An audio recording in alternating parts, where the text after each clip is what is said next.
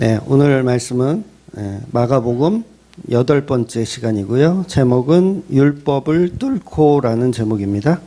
마가복음 1장 40절에서 45절 말씀까지 보도록 하겠습니다. 네, 마가복음 1장 40절에서 45절 같이 읽을게요. 한 나병 환자가 예수께 와서 꿇어 엎드려 간구하여 이르되 원하시면 저를 깨끗하게 하실 수 있나이다. 예수께서 불쌍히 여기사 손을 내밀어 그에게 대시며 이르시되 내가 원하노니 깨끗함을 받으라 하시니 곧 나병이 그 사람에게서 떠나가고 깨끗하여진지라. 곧 보내시며 엄히 경고하사 이르시되 삼가 아무에게도 아무 말도 하지 말고 가서 내 몸을 제사장에게 보이고 내가 깨끗하게 되었으니 모세가 명령한 것을 드려 그들에게 입증하라 하셨더라.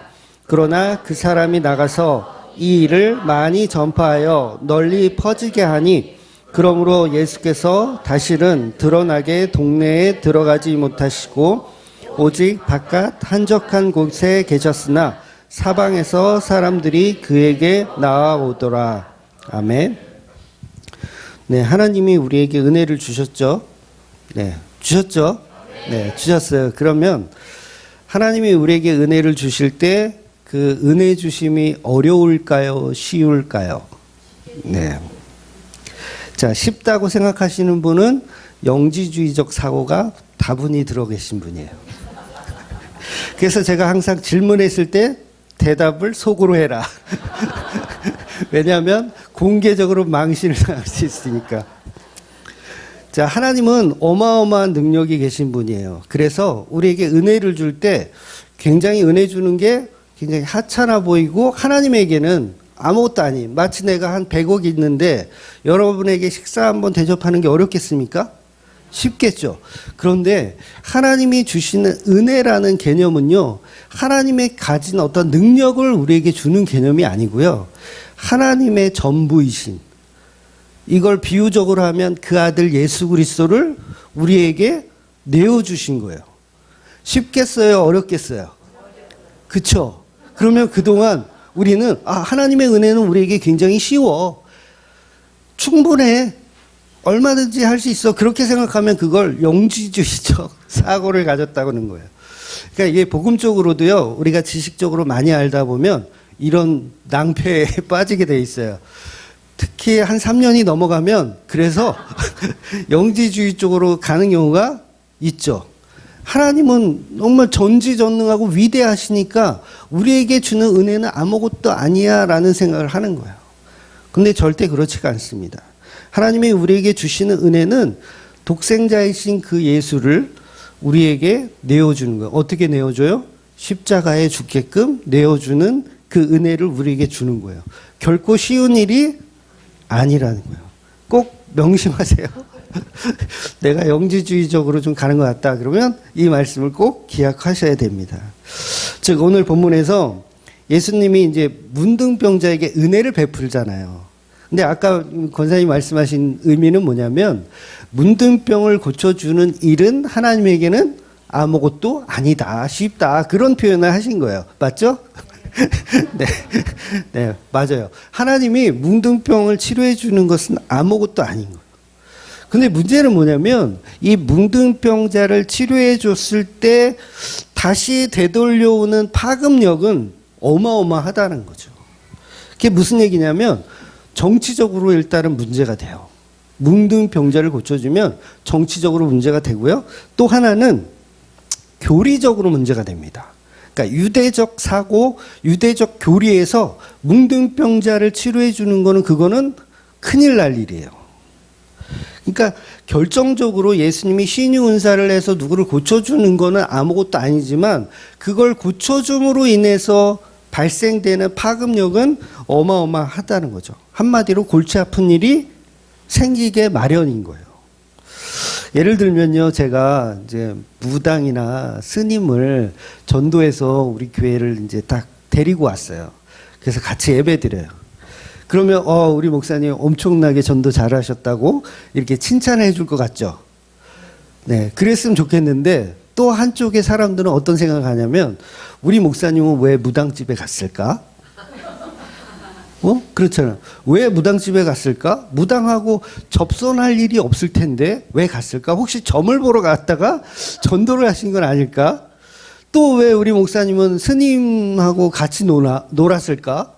왜 절에 가서 스님을 전도했을까? 혹시 불공을 드리러 간 건 아닐까? 라는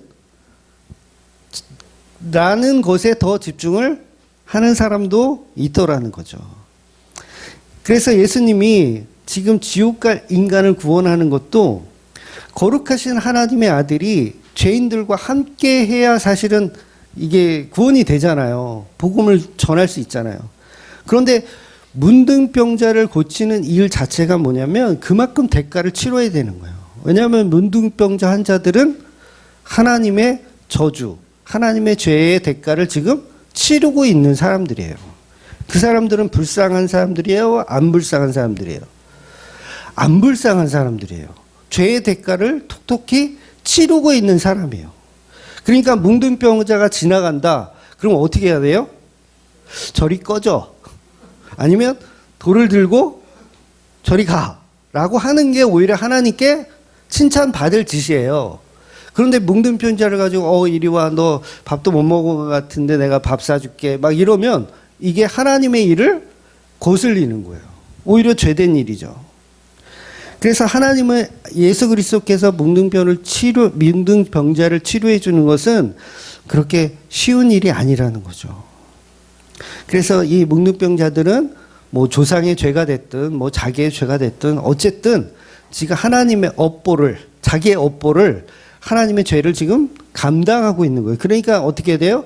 내버려 둬야 되고 또 내버려 두는 게 아니라 우리 일반인들에게 문둥병자가 오면 계란이라도 던져서 쫓아버려야 하는 게 그게 하나님 잘 믿는 사람들의 모습이라는 거예요.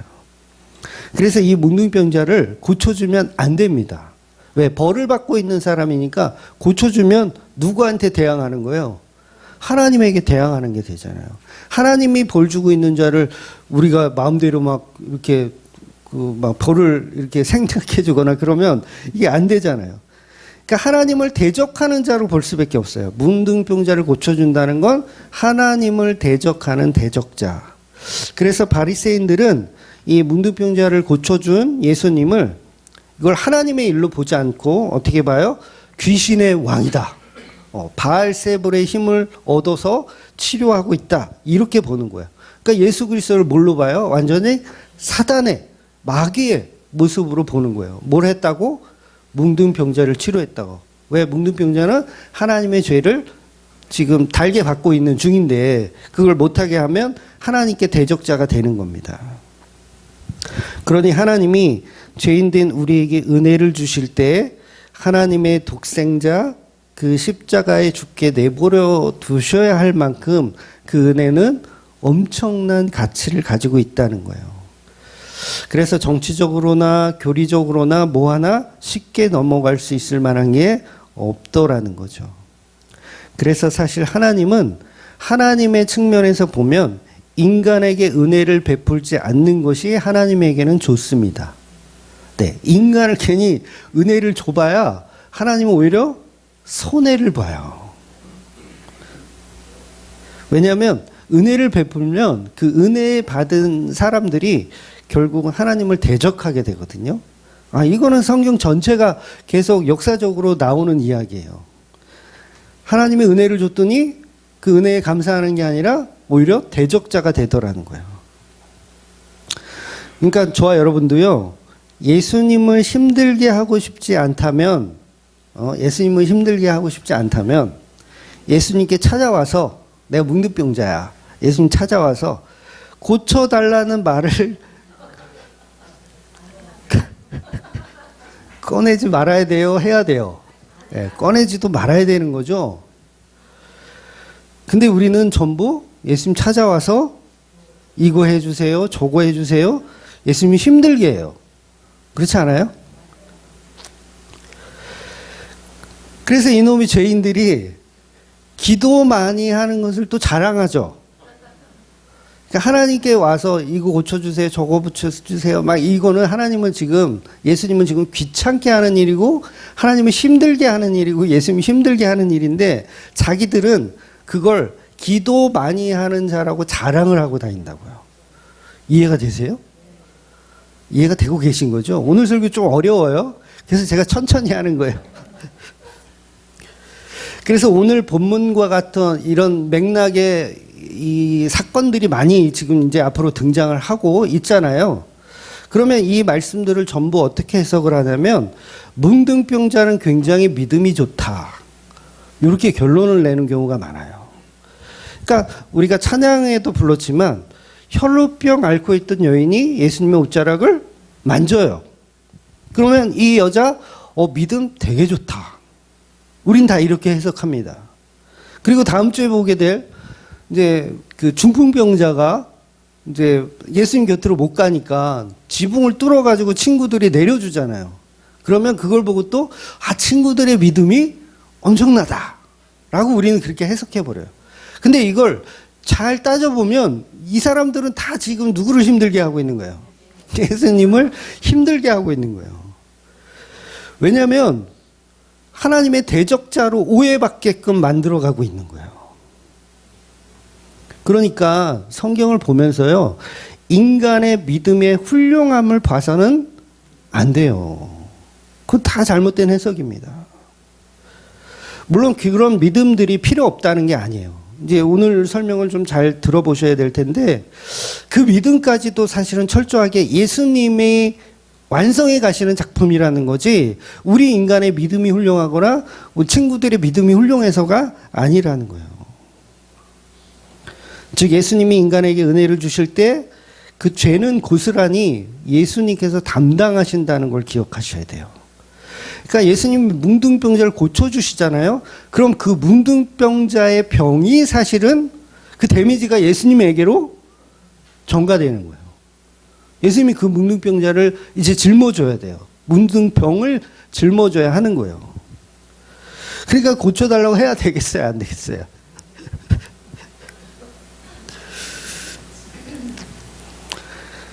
그래서요, 은혜만 보면 안 돼요. 이 말을 잘 좀 이해하세요. 은혜만 보면 안 돼요. 물론 은혜도 봐야 되겠지만 그 은혜를 주시는 예수님이 감당해야 할 몫도 우리는 사실은 볼 줄 알아야 된다는 거죠. 그래서 그걸 십자가에 달린 예수를 볼 줄 아는 눈으로 우리가 해석을 해야 돼요. 단순히 문둥병을 고쳐주는 게 문제가 아니라 이 문둥병을 고쳐줌으로 인해서 그분이 십자가에 달려야 한다는 사실을 우리는 반드시 기억해야 된다는 거죠. 근데 많은 교인들은 은혜 받는 것만 좋아해. 나 문둥병 고침 받은 거에만 집중해. 근데 그것으로 인해서 예수께서 감당하셔야 할 일들에 관해서는 별로 관심이 없죠. 그러면 이 십자가까지의 관심까지 가는 과정, 이게 뭡니까? 다 초신자에서 성도가 되어가는 과정인 거예요. 초신자들은요, 예수님이 십자가에 관심이 없어요. 자기 고침 받는 것만 관심 있어요. 자기 돈 잘 벌고 우리 가정 평안하고 요런 것만 관심 있어요. 요거는 초신자. 근데 믿음 있는 성도가 되었다 하면 예수님이 십자가까지 볼 수 있는 그런 눈이 생겨나죠. 그래서 성경은요, 고작 인간의 믿음 따위를 이렇게 칭찬하는 책이 절대로 아니라는 거예요.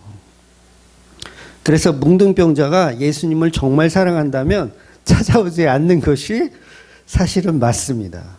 예수님 정말 사랑한다면 찾아오지 않는 것이 맞아요. 그런데요, 또 너무 이쪽으로 쏠려버리면 찾아가지도 말래. 그럼 나 뭉둥병자인데 에이씨 저쪽 가서 그냥 뒤질래. 이러면 이제 가룟 유다 꼴이 나는 거예요. 그러니까 나의 죄는 예수님에게 드리지 않고 내가 다 감당하겠다. 이러면 이것도 문제가 되는 거예요. 그러니까 오늘 설교 어렵다 그랬어요. 제가 애매하죠. 어떻게 하라는 거예요? 도대체 예수님 찾아가라는 거야, 말라는 거야.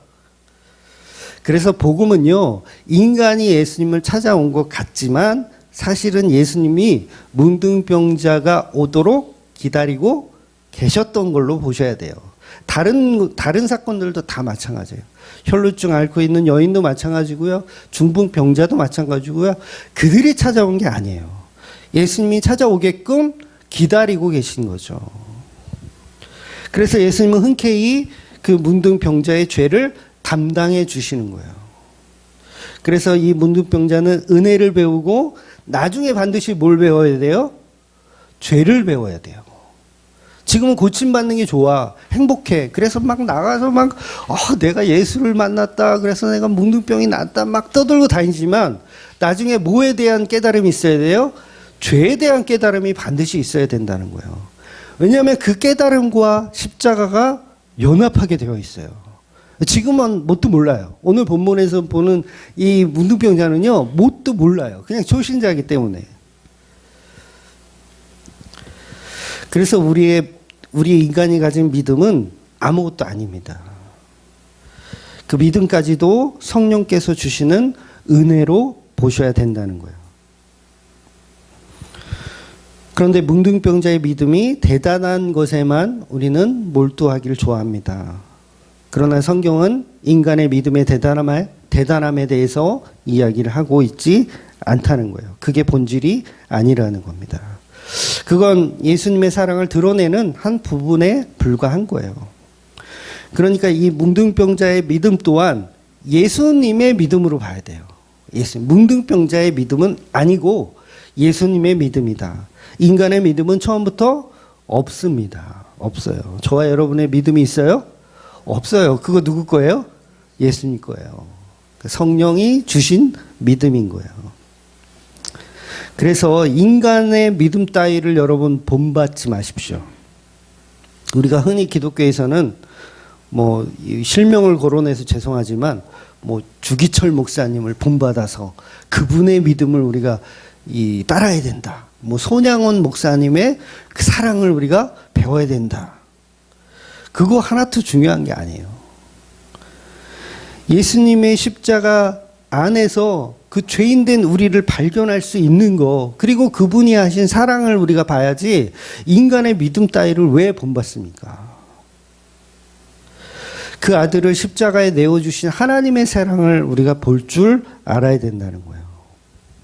그래서 우리에게 은혜 주신 하나님과 그 아들 예수님의 믿음으로 우리가 찬양하고 기뻐하는 겁니다.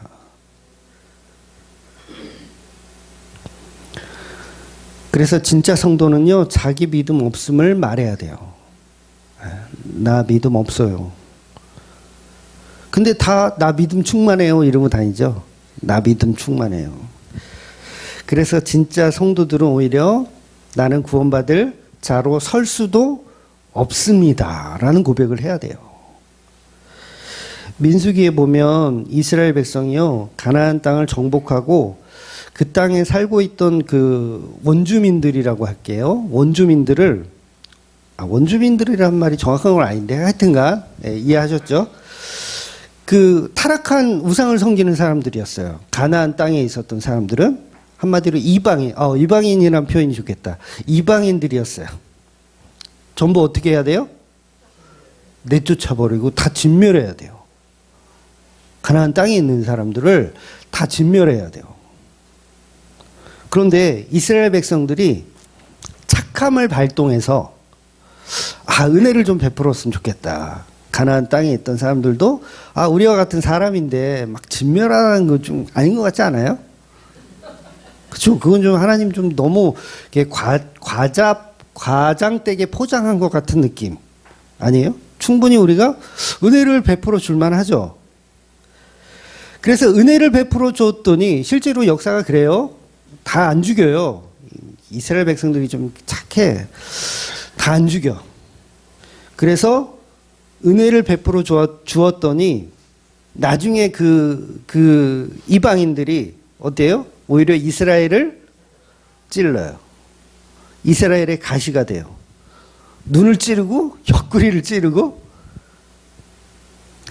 그러니까 이 맥락이 똑같은 거예요. 하나님은 타락한 우리에게 완전히 진멸해야 되는데, 우리를 다 진멸하셔야 되는데 우리에게 은혜를 베풀었더니 우리가 하나님은 어떻게 한다고요?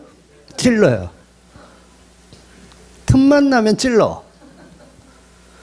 은혜 받은 자들이 틈만 나면 찔러. 자기들이 은혜를 받고 나서 힘을 키워요. 인간들이 힘을 키우더라고요. 은혜 받았는데 힘을 키워. 그래서 그 힘으로 예수님의 머리에 가시면류관을 씌워서 눈을 찌르고, 옆구리를 커다란 창으로 찌르고, 십자가라는 거대한 가시에 아예 예수님을 못 박아버려요. 누가? 은혜 받은 사람들이. 그러니까 은혜 받은 사람들이 뭐예요? 어떻게 보면 이방인들도, 그 가나안 땅의 원주민들도 은혜 받은 사람들이고, 또 이스라엘 전체가 사실은 하나님의 은혜를 받은 사람들이잖아요. 그러니까 이스라엘 전체가 하나님의 은혜를 받은 그 유대인들이 힘을 키워서 예수님을 찔러. 그러니까 우리도 똑같죠. 은혜 받았더니 예수님을 찔러. 그래서 뭉둥병자가 예수님을 찾아오는 것에 여기에 방향성을 두시면 안 돼요. 인간이 하나님을 찾아가잖아요. 그러면 반드시 우상을 찾아가게 돼 있어요. 인간이 뭔가를 찾아가, 신을 찾아가, 그러면 우상이 돼. 그게 하나님이라는 이름이라도 하나님의 이름으로 찾아가, 우상을. 결국 우상 찾아가요. 그래서 인간들은요, 바다로, 산으로, 들로 신을 찾아 떠나요. 예수란 이름으로 신을 찾아 떠나. 근데 결국 도달한 곳은 나를 위한 신이에요. 다 우상이죠. 여러분, 하나님을 믿을 때 나를 위한 신으로 하나님을 믿으면 그게 우상이에요. 예수를 믿는 것도 나를 위한 예수로 믿어버리면 그 예수가 우상인 거예요. 그러면 그 우상은 어떻게 되는 거예요? 예수님을 우리가 찌르고 있는 게 되는 거죠. 그래서 여러분, 문둥병자로 낙인이 찍히면 진영 밖에서 살아야 돼요. 사람들 앞에 문난타랍니다. 가족이 있어도요, 그 곁에 갈 수가 없어요. 그래서 문둥병자가 자기 와이프, 이제 결혼했던 사람은 자기 와이프도 있을 거고, 자기 자식도 있을 거죠. 사랑하는 자식도 있을 거예요. 찾아오면 돼야 안 돼요? 네, 찾아가면 안 돼요. 왜냐하면 부정해지기 때문에, 내가 찾아가면 우리 식구들까지 다 부정해지기 때문에 찾아갈 수가 없어요.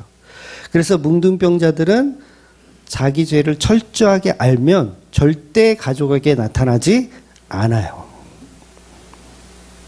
그러니까 왜 안 나타나요? 자기가 뭉둥병이라는 병에 대해서, 죄에 대해서 알기 때문에 가족에게 나타나지 않는 거예요. 그런데 어떤 자들이 가족에게 막 달려들까요? 자기 죄를 모르면. 내가 뭉둥병자라는 걸 모르면 자기 가족에게 달려들어요. 와이프에게 달려들고 자식들에게 달려들고. 그러니까 우리 교인들도 똑같아요. 자기 죄를 모르면 어떻게 해요? 예수님한테 달려들어요. 밥 달라고. 등 좀 긁어봐 그러면서.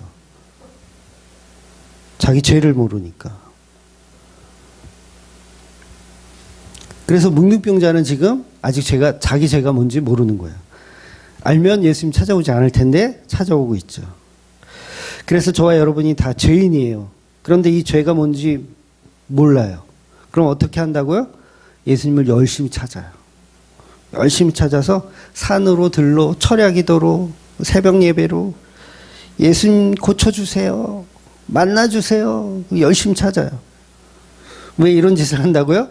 자기 죄가 뭔지 몰라서.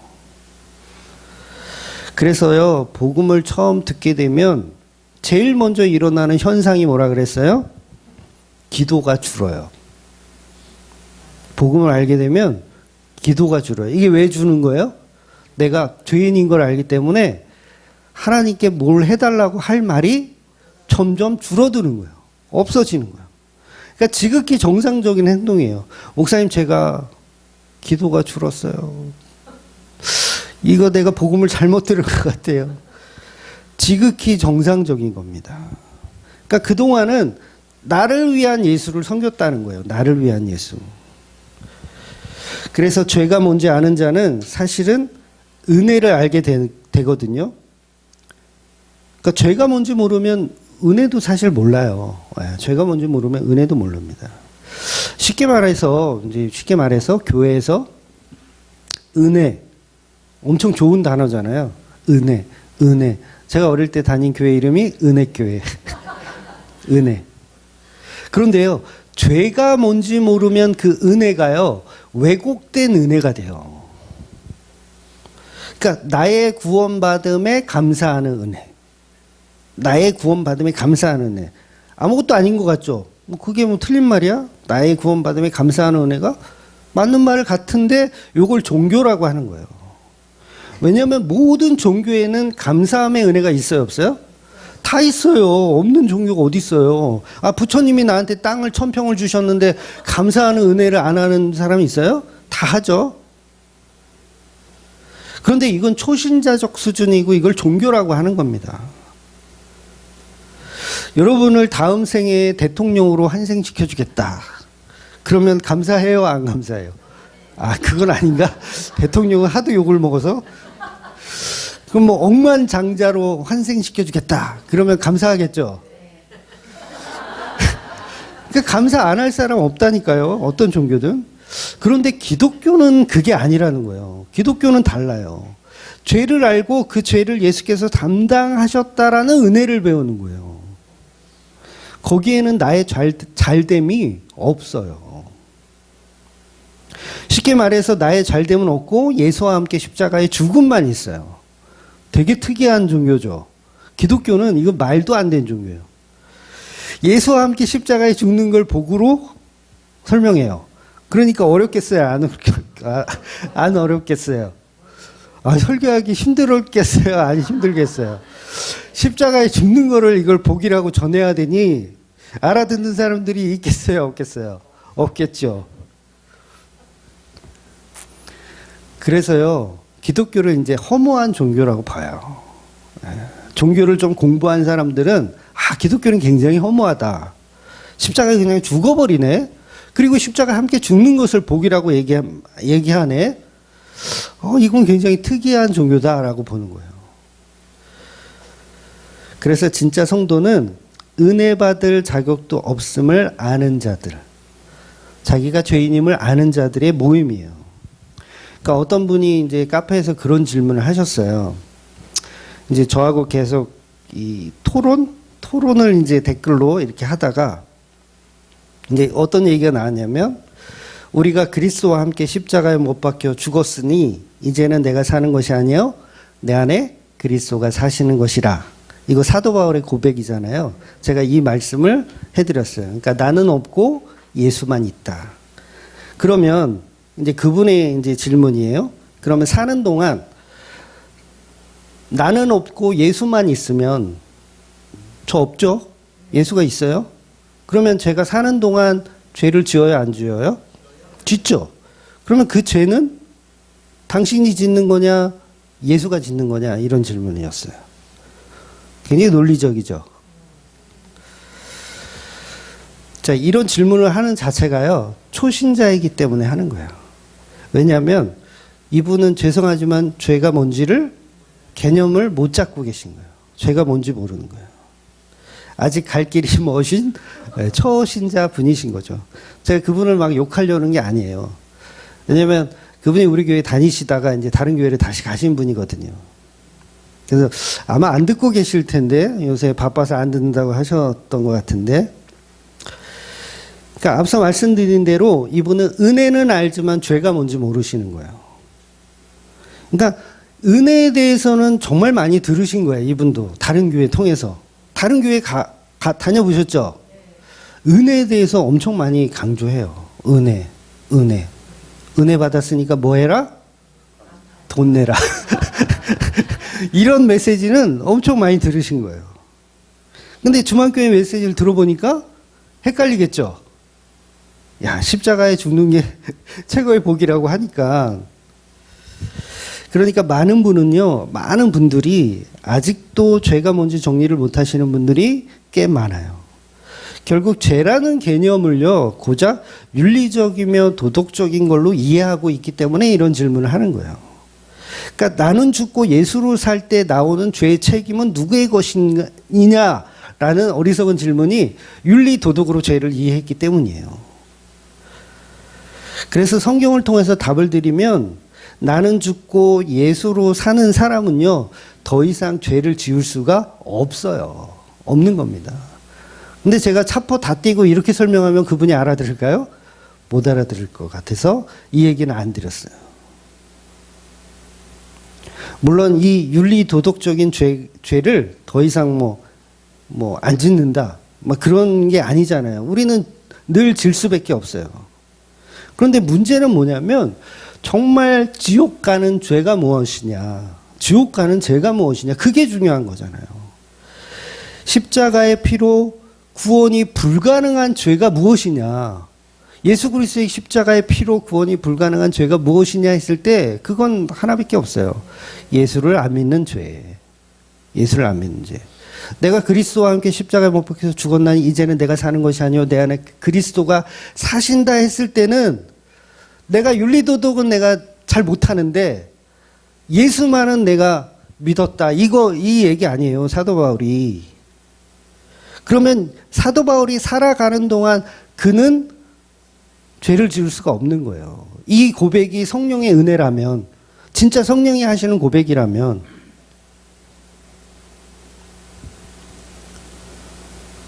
그런데 이런 고백을 했는데도 예수를 떠나더라. 그럼 뭐예요? 그 고백은 가짜였던 거예요. 가짜. 그래서 진짜 성도는 예수와 함께 십자가에 죽었기 때문에 죽은 자는 죄를 지을 수가 없어요. 죽었는데 어떻게 죄를 져요? 끝났는데. 너는 여기서 끝. 물론 윤리 도덕적인 죄는 지을 수 있지만 그건 구원하고 상관이 없다는 거예요. 또 그런 윤리 도덕적인 죄도 그렇게 짓지도 않게 돼요. 성령이 가만 놔두질 않기 때문에 그래요. 아마 팔을 잘라버릴걸요?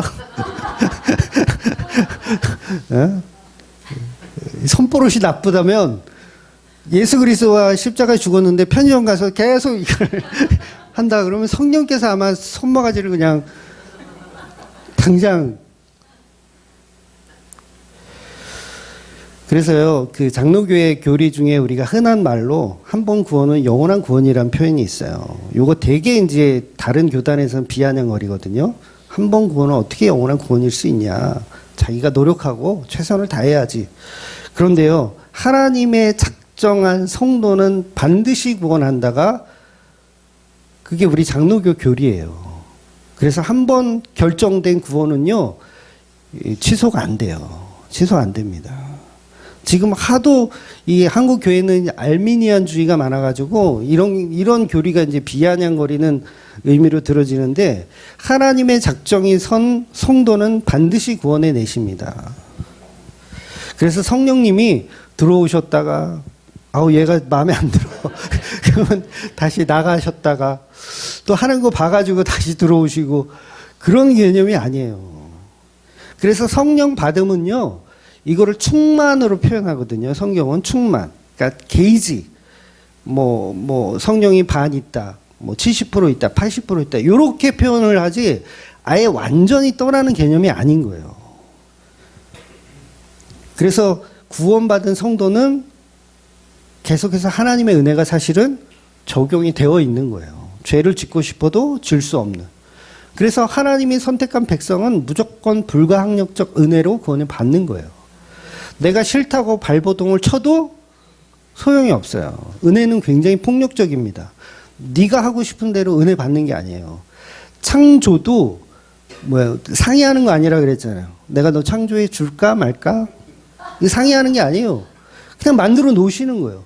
천국에 보내는 것도 너 천국 갈래 안 갈래? 응? 합의하는 게 아니라 그냥 갖다 놓으시는 거예요. 그래서 성도는 나쁜 짓도 하고 실수도 하고 윤리 도덕적으로 죄를 짓고 우회전 요새 신호 바뀌어 가지고 막 헷갈리기도 하는데 그런 죄도 짓고 하지만 결국 예수 그리스도의 연합은 끊어지지 않는다는 거예요. 그래서 더 이상 지옥 갈 만한 죄를 지을 수가 없는 자로 만들어 가시는 거예요. 그래서 오늘날에 우리 기독교가 말하는 성화주의라고 하는 거, 그거 다 엉터리입니다. 우리가 인간이 성화되어서 뭔가를 이루어가는 개념이 아니에요. 그냥 선택이에요. 너는 성도다. 선택받는 거예요. 그래서 착하게 살아봐야 아무 소용이 없어요. 중요한 건 죄인인 줄 모르면 지가 착하게 사는 줄 알아. 그래서 성화주의로 열심히 살아봐야 결국은 예수 떠나는 사람 많이 봤어요. 성화주의가 뭐예요? 바리새인들의 논리예요. 나는 이렇게 훌륭하다. 나는 이게 말씀 잘 지킨다. 나 윤리적으로 도덕적이면 훌륭하다. 이게 바리새인들의 논리예요. 그러니까 하나님께 순종하고 날과 절기 다 지키고 주일 성수 잘하고 그럼 하나님이 이렇게 나를 성화됐다 하여 나를 천국에 보내주시겠지. 그거 예수 안 믿는 거예요. 예수 믿는 것은 그분이 하신 십자가로 단번에 해결하신 그 은혜를 믿는 겁니다. 그래서 우리 힘으로는요, 십자가에 죽질 않아요. 도대체가 죽으라고 설교를 아무리 해도 안 죽어요. 근데 언제 죽냐? 성령의 은혜가 개입돼야 죽는 거예요. 그래서 예수가 은혜를 주셨으니 나는 십자가 면제. 인간들이 이렇게 생각한다고요. 이걸 구원파라고 하는 겁니다. 예수님은 내가 십자가를 지셨으니 끝난 게 아니라 계속해서 우리를 간섭하고 계시는 거예요. 그래서 각자 십자가를 지고 나를 따르라. 이 의미가 뭐예요? 날마다 죄인임을 깨달아 가라는 거예요. 은혜만 보지 말고, 은혜 보는 건 쉽다 그랬잖아요. 은혜만 보지 말고 십자가를 진다는 건 나의 죄를 날마다 깨닫고 가는 거예요. 그래서 날마다 나는 어디에 어디에 못 박혀 죽어요? 십자가에 못 박혀 죽는 거예요. 근데 은혜 받은 자가 죄를 모르면 십자가에 못 박혀 죽으려고 할까요? 안 죽어요. 은혜만 알아. 아, 예수가 십자가에 죽었으니 나는 구원받았구나. 자기가 죽어야 되는데 죄를 모르는 거예요. 은혜는 알지만 죄를 모르는 거. 그래서 하나님은 한 번 선택한 백성을 반드시 구원에는 하나님의 열심으로 구원해 내신다는 거예요. 그래서 베드로도 보면 초신자일 때 예수님 십자가 달릴 때만 해도요, 베드로는 초신자였어요. 왜냐하면 자기가 예수 따라다니면서 이제 큰 자리를 하기를 원했기 때문에 초신자였어요. 그런데 예수님 부정하죠? 모른다고 해요. 엄청난 죄를 진 거예요. 그 상태가 뭐예요? 은혜는 알지만 죄가 뭔지 모르는 상태였기 때문에 뭘 알려주시려고 한 거예요? 죄를 알려주시려고 한 거예요. 그래서 가룟 유다 같은 경우도요, 성도였다가 하나님이 버리신 게 아니에요. 가룟 유다는 처음부터 성도가 아니었던 개념이죠. 그래서 베드로가 예수님을 3번 부인하고 죄라는 걸 배운 거예요. 아, 죄. 은혜보다 선행돼야 될 게 내가 죄인임을 아는 거구나. 그래서 예수님이 찾아가셔서 너 나한테 왜 그랬어? 이렇게 따지지 않으면서 본인 스스로가 이미 죄에 대해서 배운 거예요. 예수님 부인하면서. 그러니까 십자가를 배운 거죠. 그동안은 은혜라는 걸 배웠다면, 왜곡된 은혜를 배웠다면 이제 십자가를 배운 거예요. 그래서 성령이 임하시면요, 제일 먼저 어떤 일이 벌어지냐면 죄에 대하여 아는 거예요. 은혜를 먼저 아는 게 아니에요. 그거는 이방인들의 논리예요. 성령이 임하면 제일 먼저 느껴지는 게 뭐냐면 죄에 대하여, 의에 대하여, 심판에 대하여. 그러니까 물론 이것들을 합치면 은혜라고 할 수 있겠지만 죄라는 개념이 굉장히 초신자에겐 중요한 덕목이라는 거예요. 그래서 어떤 교인이 어떤 목적을 가지고 교회에 나와서 이제 은혜를 목적으로 나오잖아요. 보통 교회 초신자들 나올 때 다 은혜의 목적이죠. 그래서 용환 목사 찾아서 은혜 좀 받고 싶다. 그러면 은혜 받으면 예를 들어 뭐 병을 고쳤다든가 뭘 하면 간증하고 다니잖아요. 나 은혜 받았다. 근데 이분은 뭘 몰라요? 죄에 대해 모르는 거예요. 그래서 교인들 중에서도 교회 다니면서 문제를 해결받아서 열심히 살지만 죄에 대한 은혜가 없으면, 그 깨달음이 없으면 그냥 한 3, 4년 열심히 믿다가 더 이상 받을 게 없어. 그럼 어때요? 빠이빠이 하고 떠나는 거예요. 근데 죄에 대해서 알면 떠날 수가 없어요. 그래서 이런 수준의 신앙인들이 지금 한국교회에 넘쳐나고 있다는 거죠. 그래서 50대 이상 되신 우리 크리스찬들이 한다는 소리가 뭐예요? 옛날엔 뜨거웠는데 지금은 나 교회에 별로 관심이 없어. 그러니까 요렇게 말하는 요 분이 뭐예요? 죄는 모르고 은혜만 가지고 신앙생활을 했던 분인 거예요. 그러니까 옛날엔 뜨거웠는데. 근데 죄를 철저하게 깨달은 분은요, 거기서 떠날 수가 없어요. 예수님 떠나게 하질 않아요. 그래서 베드로는 죄를 알고 성령을 받고 나서 예수님과 연합한 후에 나는 죽고 예수로 살았기 때문에 더 이상 예수님을 부정하지 않아요. 이게 중요한 거예요. 더 이상 예수님 부정하지 않아요. 그래서 십자가에 거꾸로 달려서 죽을 때까지도 예수님을 부정하지 않아요. 감히 내가 어떻게 예수님과 똑같이 죽을 수 있느냐라고 하면서 십자가에 거꾸로 매달려 죽는 거예요. 그렇다면 이게 베드로의 신앙이냐고요. 예수님이 그렇게 만들어 놓으신 신앙인 거예요. 예수님 만들어 놓으신 신앙. 그래서 사도 바울을 포함한 모든 사도들은 성령을 받고 난 이후에 그 죄가 무엇인지 알기 때문에 예수님 살려주세요가 아니에요. 그때부터 오히려 나를 죽여주세요. 그래서 사도 바울이 그러잖아요. 나는 날마다 죽노라. 이 고백이 이해가 되셔야 돼요. 나는 날마다 주님 살려주셔서 너무 행복하고 감사하게 사역을 잘 감당하고 있네요. 앞으로 내일도 살려주시고 모레도 살려주시고 병만은 떠나갈지어다. 이렇게 하지 않고 사도 바울은 나는 날마다 죽노라를 얘기했다라는 거예요. 이게 엄청난 역설이잖아요. 그래서 우리가 교회 기독교 집회하면 전부 살려주세요. 우리의 가정의 문제 해결해 주세요. 이건 그냥 종교 집회예요. 기독교 아닙니다. 종교 집회예요. 근데 진짜 기독교는 나는 날마다 죽노라. 기독교 연합예배 하면 우리 파주도 파기총이라는 게 있어서 연합예배 하거든요. 부활절마다. 오살리 기도원 엄청 크잖아요. 세계에서 제일 큰 기도원이래요. 거기에 파주시에 있는 크리스찬들이 다 모여요. 그래서 예배를 드린대요. 기빈 소개를 하더라고요. 국회의원 모모님 나오셨습니다.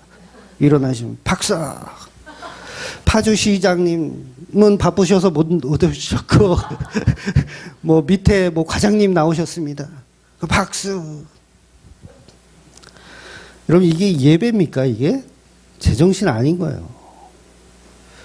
더 기가 막힌 건요, 이 내빈을 소개하는 이 목사님이 이제 자기 순서예요. 내빈 소개하는 그 순서가 있어. 그 목사님이 나와서 이제 본인도 생각할 때 신앙적으로 좀 이건 좀 아니라고 생각을 했나 봐.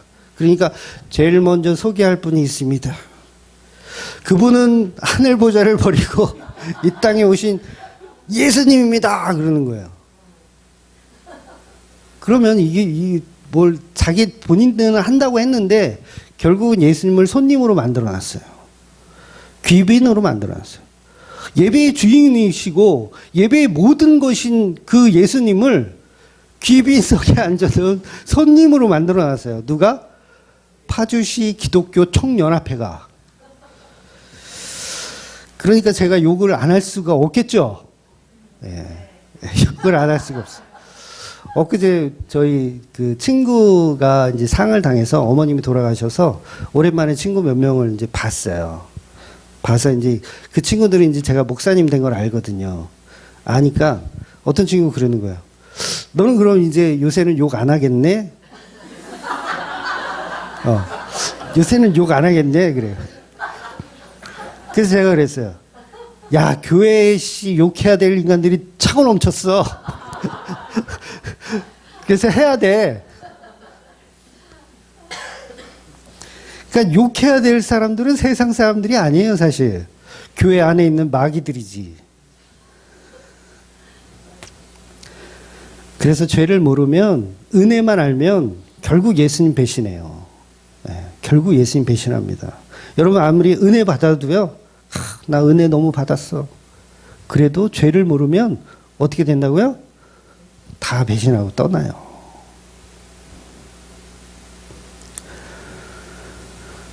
그래서 오늘 본문에 이 문둥병자도 예수님을 만나서 은혜를 받았는데 아직 자기가 죄가 뭔지를 아직 모르는 상태예요.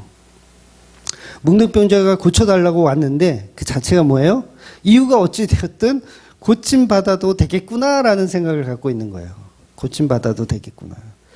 나는 죄인이고 죽어 마땅한 자라면 예수님에게 자기를 고쳐달라고 나올 수가 없을 텐데 고쳐달라고 나오는 거예요. 일단은 자기 욕심이 맞습니다. 그런데 이걸 성령의 은혜로 해석하시라는 거예요. 제 말은. 그러니까 양쪽으로 치우치면 안 돼요. 구원을 이루어가는 과정으로 이해하셔야 된다는 거예요. 그래서 어떤 초신자가 은혜 받으러 왔는데, 야, 저건 믿음도 하나도 없고, 은혜 받으러 왔네. 막 이렇게 정죄하라는 얘기가 아니에요. 이해하셨죠? 욕은 저만 한다 그랬잖아요. 네, 막, 이게 은혜 받으러 왔어?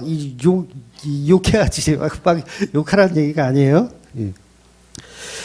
그래서 은혜를 주셨더니 결국 인간들은 그 은혜를 이렇게 저버리고 예수님을 오히려 십자가에 못 박더라는 거예요. 우리 민수기 말씀 한번 찾아볼게요. 33장 55절 같이 읽을게요. 너희가 만일 그 땅의 원주민을 너희 앞에서 몰아내지 아니하면 너희가 남겨둔 자들이 너희의 눈에 가시와 너희의 옆구리를 찌를 것이 되어 너희가 거주하는 땅에서 너희를 괴롭게 할 것이요. 그렇죠? 이미 알고 계시죠? 은혜를 베푸르면 은혜 받은 자들이 힘을 키워서 결국은 가시로 옆구리를 찔러버린다는 거예요. 그러니까 진멸해야 할 존재들에게 은혜를 주었더니 그들이 오히려 힘을 키워서 공격을 하더라는 거죠. 그래서 예수님이 진멸해야 할 대상, 뭉둥병자가 예수님이 진멸해야 할 대상이에요, 사실은. 그런데 은혜를 베풀었더니 은혜 받은 자들이 어떻게 해요? 예수님은 십자가에 못 박더라는 거예요. 그러니까 피조물들은요, 먹고 살만 하잖아요. 창조주를 죽여요. 이건 굉장한 일이에요. 은혜를 베풀어 줬더니 그 르아흐라는 그 하나님의 영이 우리와 연합하기를 원하시잖아요. 근데 우리는 범죄했어. 힘을 키워서 범죄했어. 그래서 하나님이 아담아 어디 있느냐 찾아오시는데 우리는 나 찾지 마세요. 나 찾지 마세요. 나 건드리면 당신을 찌를 거예요. 이러고 있는 거예요. 창 들고 숲에 숨어서 하나님 오나 안 오나? 오면 어떻게 한다고요? 찔러. 자기가 죄인인 줄 모르는 거예요. 그래서 오늘 등장하는 이 문둥병자도 예수님이 은혜를 베풀어 주셨어요. 원래 문둥병자는요, 율법에 보면 자기 옷을 찢고요, 머리를 풀고 입술을 가려야 돼요. 입술을 가리고 나는 부정하다, 나는 부정하다, 나는 부정하다 이러고 다녀야 돼요. 그래서 이거 왜 이렇게 해요? 일반인들이 자기에게 접근하지 못하도록 하기 위해서 계속 부정하다를 외쳐야 돼요. 근데 이 문둥병자는 지금 이 율법을 어긴 거예요. 사람들 앞에 나왔어요. 그것도 예수님 앞에 나왔어요. 율법을 어겼죠. 그래서 이 행동을 서두에서 말씀드린 것처럼 이기적인 태도인데, 내가 부정되니 예수도 부정하게 만들겠다라는 이기적인 표현인 거예요. 칭찬받을 만한 행동이 아니에요. 그런데 이 행동을 했다는 것은 이미 이 마음 가운데 성령님의 은혜가 개입을 하고 있다라는 거예요. 그래서 성도와 예수님은요, 같은 마음을 품거든요. 같은 마음을 품어요. 그래서 오늘 제목이 이제 율법을 뚫고라는 제목이거든요. 그러니까 문둥병자는 지금 율법을 뚫고 예수님에게 나아온 거예요. 그리고 예수님도 이 문둥병자 만지면 돼요, 안 돼요? 안 돼요. 계란으로 던지든가 돌로 던지든가 쫓아내야 돼요. 근데 예수님도 그렇게 하지 않고 율법을 어기시죠. 율법을 뚫고 예수님도 성도에게로 가까이 가는 거고, 성도도 율법을 뚫고 예수님에게로 가까이 가는 거예요. 그래서 이걸 우리 기독교에서는 믿음이라고 정의하는 거예요. 바로 죄를 뛰어넘는 십자가의 의미예요, 이게. 그러니까 죄를 안다는 건 십자가의 믿음을 갖기 위한 도구예요. 여러분, 죄만 계속 가지란 얘기가 아니에요. 그럼 가룟 유다 되는 거예요. 난 죄인이야. 뒤져야 돼. 이러면 가룟 유다가 되는 거예요. 그 죄와 연결되어 있는 십자가를 꼭 연결하셔야 돼요. 그래서 이 문둥병자는 죄인이라서 예수님 곁에 오면 안 되지만 진짜 죄가 무엇인지 알았을 때 결국 율법을 뚫고 예수님 앞에 나아가게 되어 있는 거예요. 그래서 이 문둥병자는 물론 이걸 다 이해하고 있는 건 아니지만 성경의 전체적인 해석으로 본다면 문둥병자는 이거예요. 율법은 죄지만 그 율법보다 더 큰 죄가 있다. 그건 바로 예수를 안 믿는 죄다. 그래서 율법을 뚫고 들어가는 거예요. 이해가 되세요? 내가 다른 율법은 못 지켜도 예수를 안 믿는 죄만큼은 저지를 수가 없다. 그래서 예수님 찾아오는 거예요. 그럼에도 불구하고 예수님도 율법을 뚫고 병자를 치료해 주시는 거죠. 만져 주시는 거죠. 그래서 이거를 성도의 연합, 유니온 클라이스트, 같이 연합된다라는 거예요. 율법을 뚫고 연합된.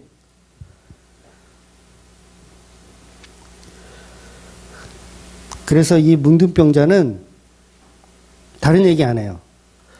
예수님께서 원하시면 무조건 살려달라가 아니에요. 무조건 고쳐주세요가 아니에요. 예수님이 원하시면. 그러니까 은혜가 사치인 것을 아는 거예요. 은혜가 사치라는 걸 이 문둥병자가 아는 거예요. 자기는 치료받을 만한 자격도 사실은 없음을 아는 거예요. 그래서 예수님에게 그 구원의 결정을 내어드리는 거죠. 예수님이 원하시면 저를 깨끗게 할 수 있습니다. 라고. 그러니까 나는 예수 믿으니까 천국 보내줘가 성도의 할 말이 아니라는 거예요. 그러니까 사실 한국교회의 어떤 구원의 확신이라는 논리 자체가요, 이 문둥병자의 수준도 못 미치는 거예요. 한국교회는 우리는 그냥 무조건 구원 주세요. 은혜 주세요. 자기 문둥병자인지도 모르고 주의 옷자락을 만지려고 하는 거죠.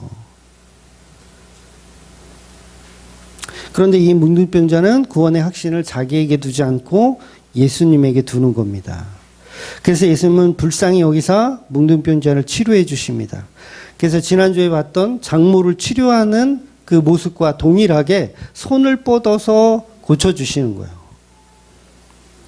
그 둘이 예수님과 이 문둥병자가 둘 다 율법을 어기고 서로 손을 잡는 그리스도의 연합이죠. 그래서 예수님은요, 율법을 어기고 우리를 끌어안아 주시는 거예요.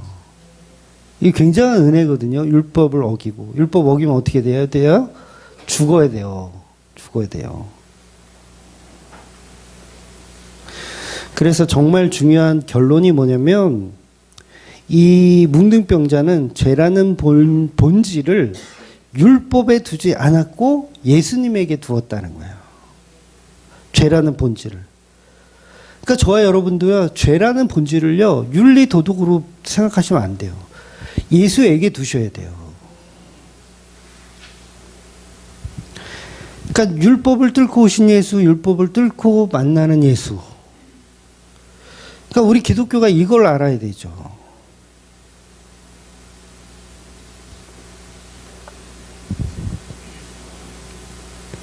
그래서 십계명 다 지켜도요, 지옥 갑니다. 네? 잘 이해하셔야 돼요. 십계명 다 지켜도 지옥 가요. 뭘 안 믿으면?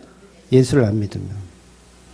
어떤 분이 그런 질문을 한 적이 있는데, 십계명의 1계명은 하나님 외에 다른 신을 섬기지 않는 것인데 어떻게 십계명을 안 지키고도 구원을 받을 수 있느냐, 이런 질문을 해요.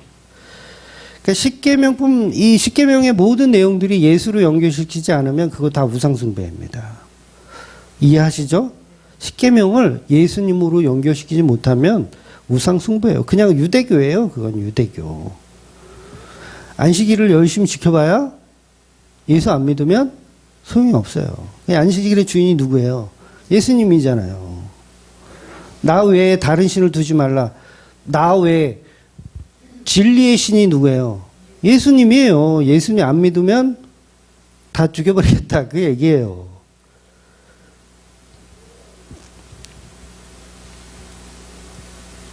그래서 예수님은 지금 뭉둥병자에게 은혜를 베풀지 않으면, 그냥 죽게 놔뒀으면 사람들을 피해 다닐 일도 없죠.